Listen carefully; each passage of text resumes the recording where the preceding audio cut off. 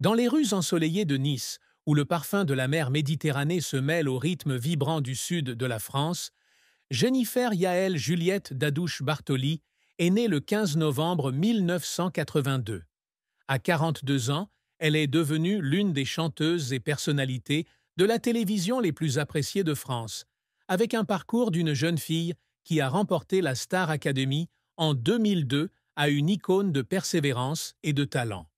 Ayant grandi dans une famille modeste, avec son père Michel Dadouche, juif franco-algérien, et sa mère Christine Bartoli, d'origine corse et belge, Jennifer portait en elle un héritage multiculturel qui a façonné sa personne et sa musique. Mariée à l'homme d'affaires corse Ambroise Fieschi en 2019 et mère de 3 fils, Aaron, Joseph et Giovanni, elle a vécu une vie pleine de passion, mais aussi de larmes et de secrets cachés.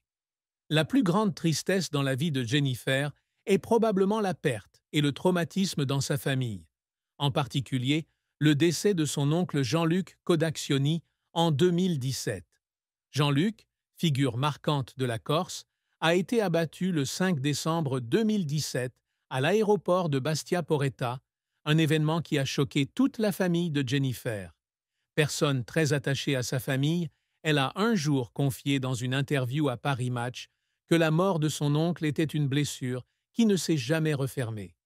Il y avait des nuits, après avoir couché les enfants, où elle restait assise seule dans sa maison d'Ajaccio, regardait des photos de famille et pleurait, ressentant une profonde douleur en pensant aux moments heureux avec son oncle.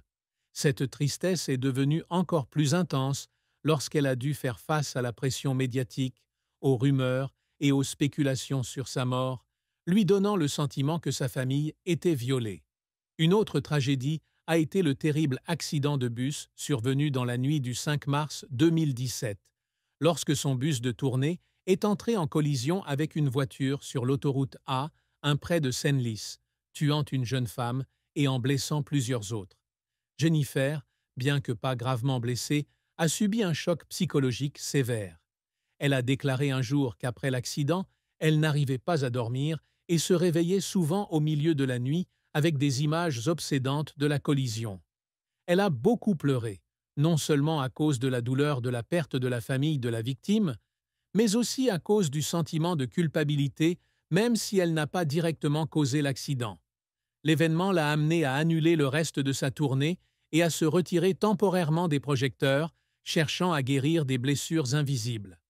Elle portait également en elle la tristesse de ses premières années, lorsqu'elle devait faire face à la pression d'une famille humble et à de grandes attentes envers elle-même. Ayant grandi à Nice avec son jeune frère Jonathan, elle écoutait les disques de son père, de Stevie Wonder aux Beatles, et rêvait de devenir chanteuse. Mais le voyage n'a pas été facile. Une défaite aux graines de star en 1997, alors qu'elle n'a que 15 ans, la laisse dans le doute. Elle a raconté un jour qu'après avoir été éliminée, elle est rentrée chez elle, s'est assise dans sa chambre et a pleuré, pensant que son rêve était brisé. Cette tristesse, bien que faisant partie de sa jeunesse, a façonné sa résilience, mais a également laissé un sentiment d'insécurité qu'elle a porté tout au long de sa carrière.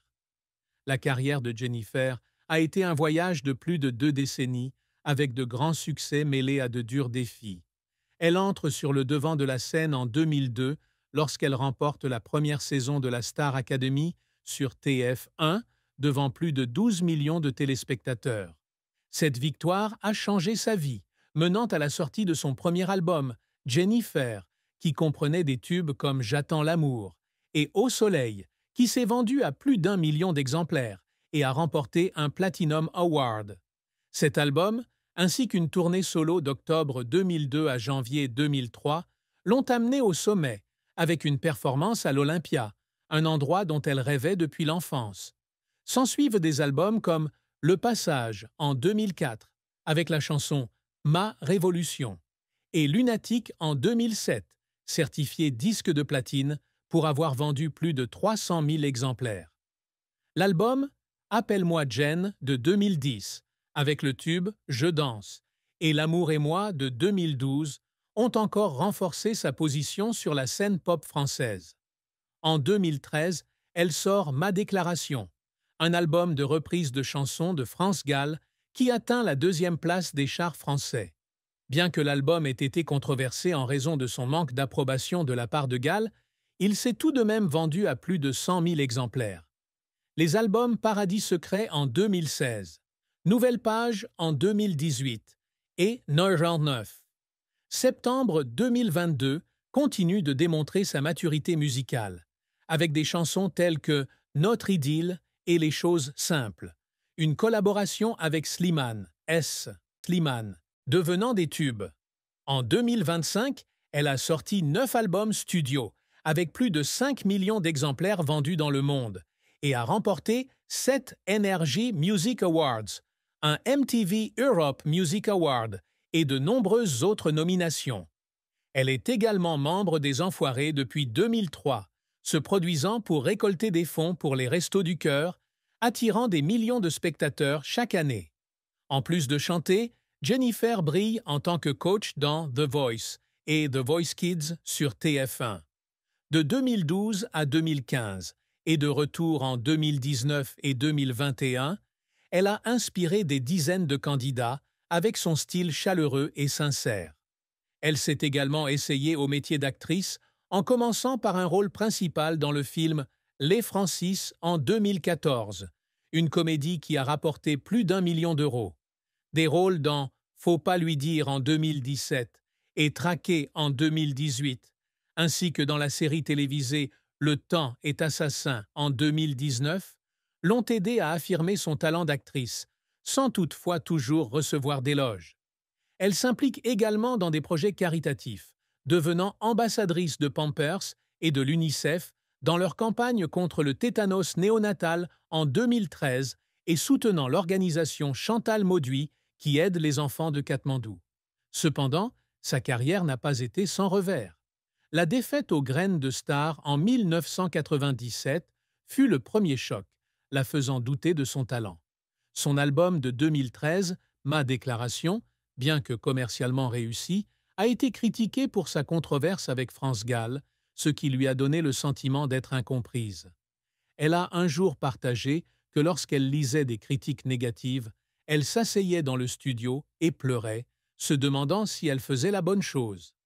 Un autre revers a été l'annulation de sa tournée de 2013 en raison de pression personnelle, une décision qui l'a laissée coupable envers ses fans. L'accident de bus de 2017 a été un coup dur, non seulement l'affectant mentalement, mais perturbant également sa carrière, la forçant à interrompre ses activités pour récupérer. Il y avait des nuits où, après avoir annulé un spectacle, elle rentrait à la maison et pleurait, ayant le sentiment de ne pas avoir été à la hauteur des attentes du public. Ses efforts étaient également remplis de larmes. Pour préparer son rôle dans Les Francis, elle a passé des mois à apprendre son texte et à travailler avec le réalisateur, bien qu'elle n'ait aucune expérience d'actrice. Après une journée de tournage, elle est retournée à l'hôtel et a pleuré, non seulement parce qu'elle était fatiguée, mais parce qu'elle craignait de ne pas être assez bonne. De même, en tant que coach sur The Voice, elle restait souvent tard en studio, travaillant avec les candidats pour les aider à briller. Il y a eu des moments où une candidate était éliminée. Elle pleurait parce qu'elle avait l'impression de ne pas en avoir fait assez. Concilier carrière et maternité est également un grand défi. Elle a dit un jour qu'il y avait des jours où, après avoir déposé Aaron et Joseph à l'école, elle courait directement au studio, travaillait jusqu'à l'aube et pleurait parce qu'elle avait l'impression de ne pas passer assez de temps avec ses enfants. La triste fin de vie de Jennifer fut un déclin de sa santé mentale au début de 2025, la forçant à faire une pause dans ses activités artistiques. Après des années de pression liées à sa carrière, aux médias et à des traumatismes personnels, elle a subi une grave dépression nerveuse, entraînant une brève hospitalisation dans un établissement de santé à Nice en février 2025. Cet événement s'est produit quelques mois seulement après la sortie d'un nouveau single, Sauver ma peau, qui a reçu de nombreux éloges pour son honnêteté et son émotion. Mais la pression de maintenir son image, combinée aux responsabilités d'être mère de 3 enfants et à des souvenirs douloureux comme l'accident de 2017, l'ont laissée épuisée. Dans une publication Instagram en mars 2025, elle a écrit qu'elle avait besoin de temps pour guérir et se retrouver. Un message qui a touché les fans. Ce retrait a été un choc pour le public, habitué à la voir forte sur scène. Elle a passé les derniers mois de 2025 à vivre une vie discrète à Ajaccio, se concentrant sur sa famille et restant loin des médias. Bien qu'il n'y ait pas de nouvelles officielles concernant son retour, son absence marque une triste fin à une brillante carrière, laissant planer la question de savoir si la chanteuse qui faisait autrefois chanter toute la France pourra retrouver sa lumière. Pour Jennifer, ce n'était pas seulement une période difficile, mais un rappel douloureux que même les personnes les plus fortes peuvent tomber devant des blessures invisibles. Côté amour, Jennifer a traversé un parcours plein de hauts et de bas, avec à la fois de la joie et de la tristesse. En 2001, alors qu'elle participe à la Star Academy, elle entretient une brève relation avec le candidat Jean-Pascal Lacoste, relation qui reçoit l'attention des médias, mais qui PR